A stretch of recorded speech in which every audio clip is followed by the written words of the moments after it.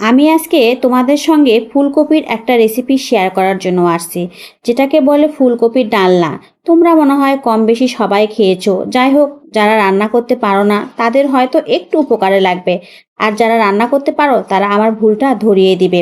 আমি প্রথমে ফুলকপিটা সুন্দর করে কেটে কুটে নিচ্ছি। তারপর এটাকে কেটে কুটে নেওয়ার জন্য মানে ছোট ছোট পিস করে নিতে হবে, নিয়ে সুন্দর করে ধুয়ে নিতে হবে। তারপরে চুলাটা ধরায় দিলাম, কড়াই বসায় দিলাম। তারপরে সুন্দর করে ধুয়ে এনে কড়াইয়ে একটু তেল দিয়ে দিলাম।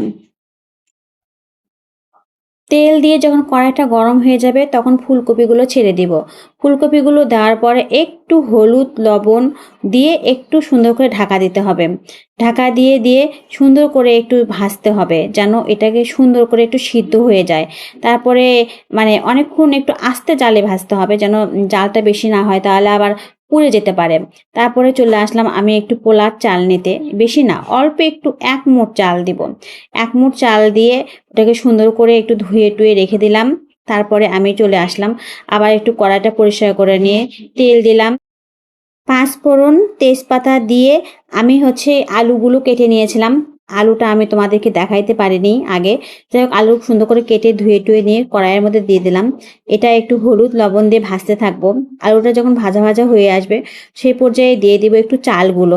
চালগুলো একটু ভাজা হলে ভালো হবে, মানে পোলার চালটা আর কি। এই পোলার চালটা একটু ভেজে নিয়ে তার সব কিছুই আস্তে আস্তে জালে করতে হবে। তারপরে দিয়ে দিলাম আদা জিরা বাটা। তারপরে একটু ধনিয়ার গুঁড়া মরিচের গুঁড়া, হলুদ লবণ দিয়ে সুন্দর করে একটু কষায় নিব। একটু জল দিয়ে একটু আস্তে জালে সুন্দর করে কষায় নিব।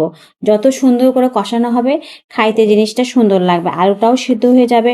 তারপরে একটু টমেটো দিয়ে দিলাম। এই পর্যায়ে যত সুন্দর করে কষাবো আস্তে আস্তে জালে কষাইতে থাকলাম।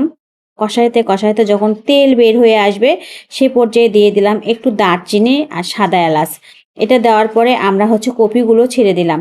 কপিগুলো দেওয়ার পরে যখন সুন্দর করে কপি আর আলু সবগুলো মশলার সঙ্গে মিক্সড হয়ে যাবে এবং একটু ভাজা ভাজা হবে, সে পর্যায়ে দিয়ে দেব একটু জল। জল দিয়ে দিব একটু ঢাকা।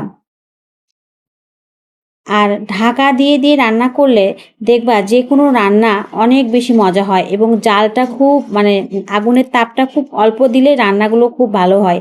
এই পর্যায়ে যখন ফুটে আসবে তখন নাড়াচাড়া দিতে হবে। আমার রান্না যদি তোমাদের একটু ভালো লাগে তাহলে লাইক কমেন্ট সাবস্ক্রাইব করে অবশ্যই পাশে থাকবে, এবং বেল আইকনটা দিয়ে রাখবা। অবশ্যই অবশ্যই সাবস্ক্রাইব করবা এবং লাইক কমেন্টস করবা। এই পর্যায়ে দিয়ে দিলাম একটু চিনি আর একটু ঘি। তারপরে সুন্দর করে এটা ঢাকা দিয়ে রেখে দিতে হবে। তারপর এটা রুটি পরোটা লুচি কিংবা ভাতের সঙ্গে অনেক ভালো লাগে খেতে। তোমরা একবার বাসায় বানিয়ে খাইয়ে দেখো,